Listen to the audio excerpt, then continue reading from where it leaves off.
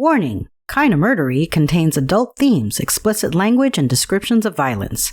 It is not suitable for anyone, and we recommend you stop listening now.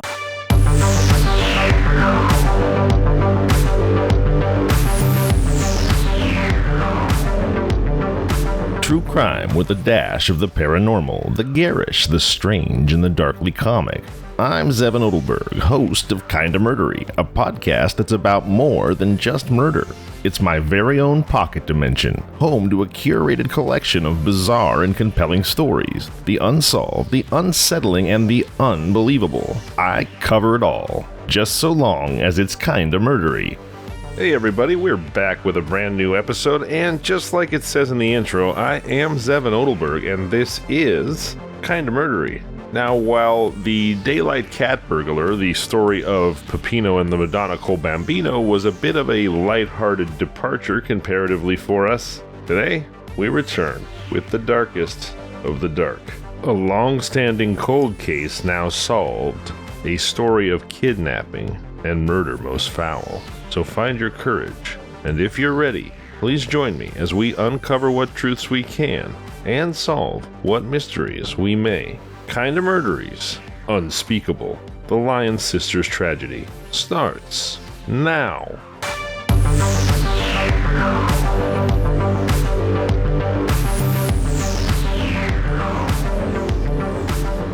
In the quiet, idyllic suburb of Kensington, Maryland, a story unfolds that would shatter the tranquility of a close-knit community. The Lyon family, led by Father John, a familiar voice on WMAL Radio, and his wife Mary, seemed to epitomize the American dream. They had 3 children, an older son, Jay, who would later follow a path into law enforcement as a homicide detective, and 2 daughters, Katherine and Sheila. The family lived in a time when the phrase stranger danger hadn't yet infiltrated the collective consciousness. It was an era, as depicted in the Montgomery County Gazette, where the worries of the world seemed far removed from the day-to-day life of a suburban neighborhood. Children played freely outside, doors remained unlocked, and neighbors didn't just know each other, they looked out for one another's kids as if they were their own. In this seemingly safe environment, the Lyon family's story takes a turn. It's a narrative that would not only challenge their lives, but also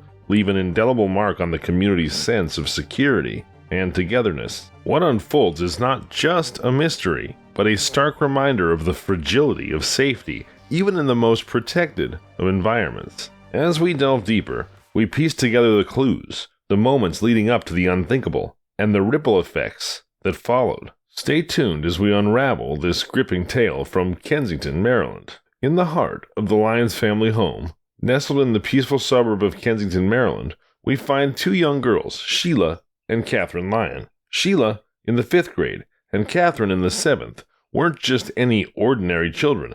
They were both honor roll students, which was of course a testament to their dedication and intelligence at such a young age. The girls' bedroom, a sanctuary of their interests and dreams, was adorned with the posters of John Denver and Kenny Loggins. These weren't merely decorations, of course. They were a symbol of the era and the innocence of childhood. These posters, icons of the times, watched over the girls as they played, studied, and dreamed. In this same room, the 2 sisters kept their piggy banks, a childhood staple where they saved their allowances and loose change. It's in these small everyday details that we find the essence of Sheila and Katherine's lives, filled with normalcy, aspirations, and the simple joys of being children. But as we delve deeper into their story, these images of innocence and normalcy set the stage for a narrative that would take a dramatic and unexpected turn. The piggy banks, the posters, the honor roll, all these elements form a backdrop to a mystery that would soon unfold, challenging the perceptions of safety and childhood in a community that believed itself to be secure from the dangers of the outside world. Stay tuned as we continue to unravel the layers of this captivating story. On the first day of their Easter vacation, a day brimming with the promise of spring and the carefree joy of childhood, Katherine and Sheila Lyon embarked on a seemingly mundane adventure, a short journey that countless kids their age might have undertaken. The destination? The nearby Wheaton Plaza Mall, now known as Westfield Wheaton, located just a half a mile from the safe harbor of their home. It was the kind of plan that sparkles in the eyes of children, An afternoon filled with the vibrant colors and festive spirit of the Easter exhibits, capped off with the delightful anticipation of a meal at the Orange Bowl pizza joint. This was not just a trip to the mall, it was an expedition into the world of independence, a rite of passage for two young girls stepping out into the world on their own.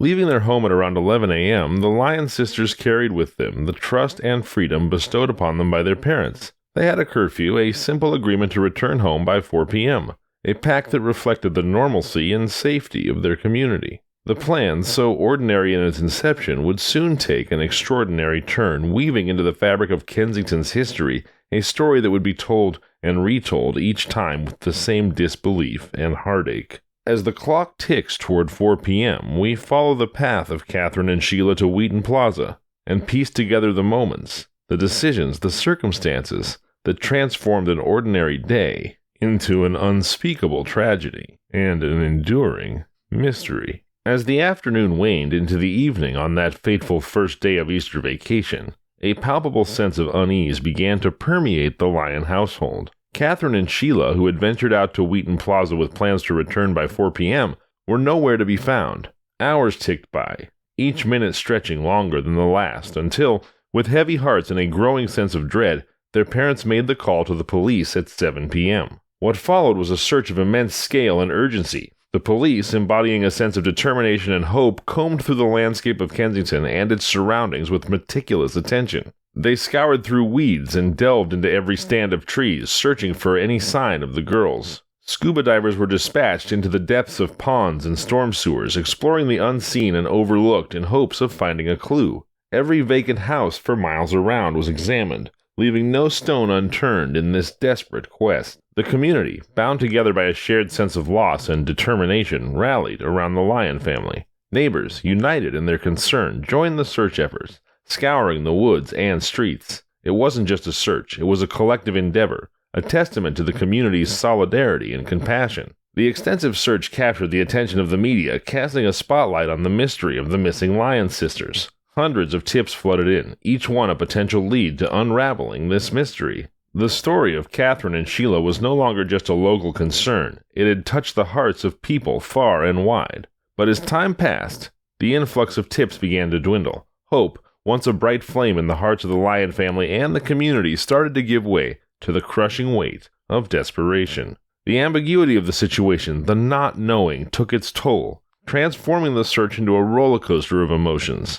It was a journey marked by the highs of hopeful leads and the lows of devastating dead ends. As the investigation into the disappearance of Katherine and Sheila Lyon intensified, the police began to piece together a timeline based on eyewitness accounts. Witnesses confirmed that the sisters were indeed at the mall around 1 p.m. on the day of their disappearance, placing them at the very location they had planned to visit. This was a crucial piece of information, narrowing down the window of time in which they went missing. Adding to the complexity of the case, a boy known to be a friend of Katherine and Sheila provided a potentially significant lead. He reported seeing the girls outside the Orange Bowl engaged in conversation with an unidentified man. The man, described as being in his 60s and dressed in a brown suit, carried with him a brown briefcase. Inside the briefcase, a tape recorder around which children were gathered, speaking into the microphone. This description painted a vivid picture of the man, but his identity and intentions remained shrouded in mystery.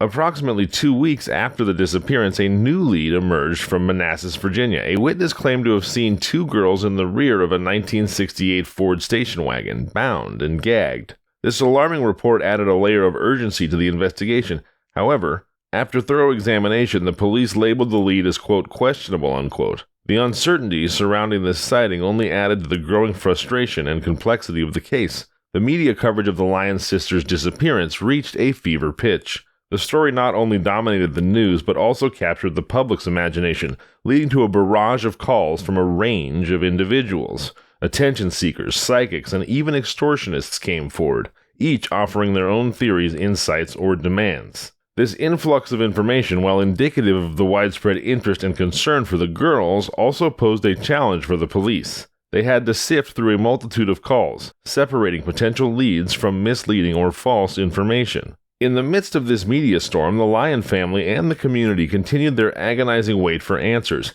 Each new lead, each witness account brought with it a mix of hope and despair. The story of Katherine and Sheila had become more than a local case of missing children. It had evolved into a dizzying mystery, capturing the attention of a nation and highlighting the unpredictable nature of such investigations. Now, stay with us as we continue to unravel the twists and turns in the search for the Lyon sisters, a search marked by elusive clues and the unwavering determination to uncover the truth. In the harrowing weeks following the disappearance of Katherine and Sheila Lyon, their family's ordeal took a chilling turn. The Lyon household began receiving calls laced with the sinister undertones of extortion. Unidentified callers demanded ransom in exchange for the safe return of the girls. In one particularly distressing incident, the Lyon family was instructed to leave $10,000 inside a restroom at an Annapolis courthouse. The police, navigating the treacherous waters of a kidnapping case, directed the Lyons to comply with the demand. In a strategic move, they placed only $101 in the briefcase, a sum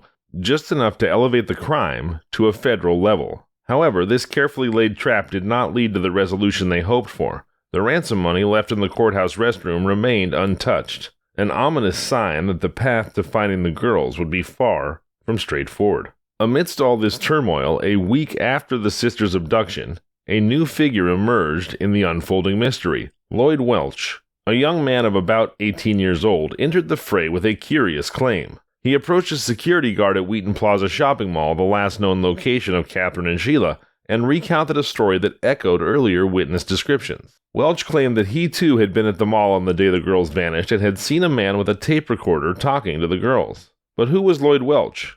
A carnival worker by trade, Welch led a transient life, moving from town to town, embodying the archetype of a drifter. His background and itinerant lifestyle shrouded him in a cloak of mystery. When subjected to a lie detector test, Welch failed, casting further doubts on his reliability. Despite this failure, he was quickly dismissed as a suspect by the police, considered more of an unreliable witness than a person of interest. The introduction of Lloyd Welch into the investigation adds a layer of intrigue. His claims, although initially dismissed, linger in the background of the case, a reminder of the myriad faces and stories that intersect in a mystery as deep and confounding as the disappearance of the Lyon sisters. As we continue to piece together the narrative of this baffling case, each character and each lead takes us down a new path, each with its own twists and turns. The mystery surrounding the disappearance of Katherine and Sheila headed in a new direction with the emergence of a new lead, one that brought a previously overlooked aspect of the case into sharp focus. A young girl, a friend of the Lyon sisters, came forward with a crucial observation. Her identity has been carefully protected over the years, a necessary measure due to the sensitive nature of the information she provided and the potential risks involved. The young witness offered a detailed description of a man she observed on the day of the sisters' disappearance. She painted the picture of an individual in raggedy clothing, a white male in his late teens or early 20s. This man bore distinctive marks, acne and scars on his left cheek, features that made him stand out in her memory. Her encounter with him was so unsettling that she felt compelled to confront him, an action that speaks volumes about the intensity of his gaze and the discomfort it caused. In a twist that would send ripples through the investigation, the police sketch created based on her description bore a striking resemblance to a mugshot of Lloyd Welch, the same Lloyd Welch who had earlier approached a security guard at Wheaton Plaza with his account of the day the girls vanished. As the years passed and the case remained unsolved, a renewed push to find answers in 2014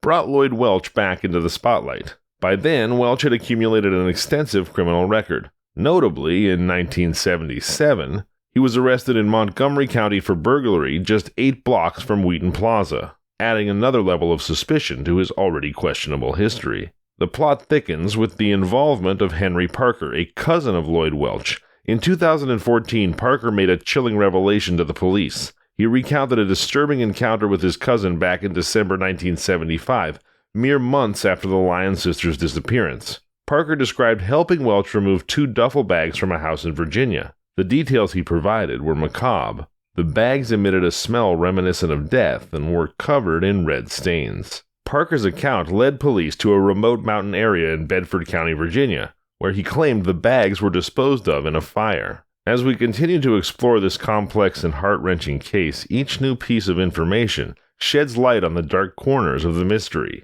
The involvement of Lloyd Welch, once dismissed as an unreliable witness, takes on new significance as we delve deeper into his past and his potential connection to the fate of the Lyon sisters. In the tangled and tragic saga of Katherine and Sheila Lyon's disappearance, a critical development unfolded many years after the initial investigation. Lloyd Welch, once a peripheral figure in the case, emerged as a central suspect. His connection to the case evolved from initial dismissal to intense scrutiny, leading to a dramatic turn in 2015. Welch, whose past was marked by a series of criminal activities, became the focus of renewed investigative efforts. His criminal record, including a 1977 arrest in Montgomery County for burglary, placed him in the proximity to Wheaton Plaza around the time of the sisters' disappearance. This connection, once overlooked, gained new significance as detectives delved deeper into his background.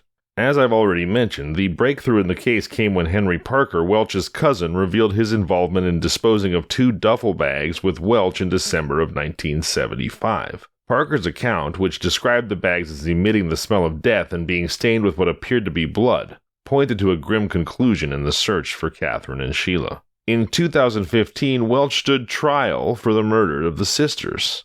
The weight of the evidence, coupled with the testimonies and leads that had accumulated over the years, led to a pivotal moment in the case. In a significant turn of events, Welch pled guilty to the murders, bringing a long-awaited, though somber resolution to a mystery that had haunted the Lyon family, the Kensington community, and the public for decades. Welch's plea marked the end of a painful chapter in the Lyon sisters' case, providing answers to questions that had lingered for 40 years. And while it brought legal closure, the emotional and psychological impacts of the case continue to resonate with those affected by the tragedy. The story of Katherine and Sheila Lyon, and the subsequent investigation and trial of Lloyd Welch, remain a stark reminder of the complexities and challenges inherent in solving cold cases and the enduring pursuit of justice. The Lyon family, forever altered by the heartrending disappearance of Katherine and Sheila, has chosen a path of quiet resilience and privacy.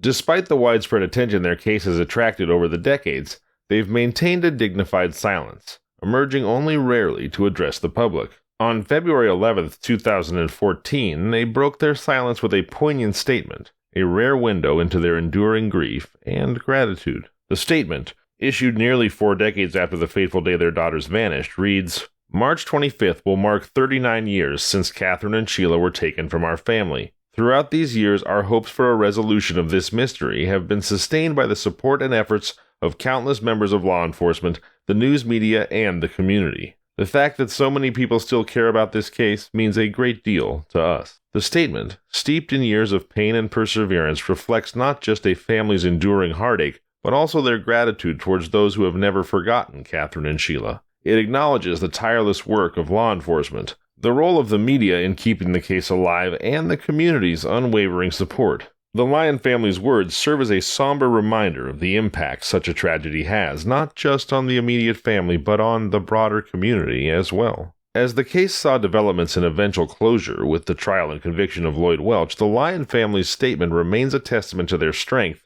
and the collective hope of a community that stood by them through an unimaginably difficult journey. Their statement, laden with both sorrow and gratitude, echoes through the years as a poignant reminder of the enduring human spirit in the face of violence and tragedy. The conclusion of the Lyon sisters' case, marked by the sentencing of Lloyd Welch, brought a complex mixture of emotions to the fore. Welch received a 48-year sentence, a decision influenced by his age, and the fact that he was already serving a 10-year sentence for an unrelated case in Delaware. The sentencing of Lloyd Welch, though it could not undo the decades of pain and uncertainty faced by the Lyon family and the broader community, represented a form of closure for a case that had lingered in the public consciousness for far too long. The disappearance of Katherine and Sheila had a profound and lasting impact on the Lyon family's dynamics. In the wake of the tragedy, John Lyon transformed his grief into advocacy, becoming a victim's advocate in Montgomery County. He dedicated himself to counseling other families suffering from tragedy and loss, turning his personal heartbreak into a means of supporting others in their darkest hours. The story of Katherine and Sheila Lyon and the subsequent investigation and trial remain etched in the annals of Maryland's history. It's a tale of loss, perseverance, and the unyielding pursuit of justice, a story that continues to resonate with those who remember the Lyon sisters and the legacy they left behind. Thank you so much for being here. I'm Zevon Odelberg, and this has been Kinda Murdery. If you like the show, please subscribe, review, and tell your friends. You can find us on social media at Kinda Murdery or email at kindamurdery@gmail.com.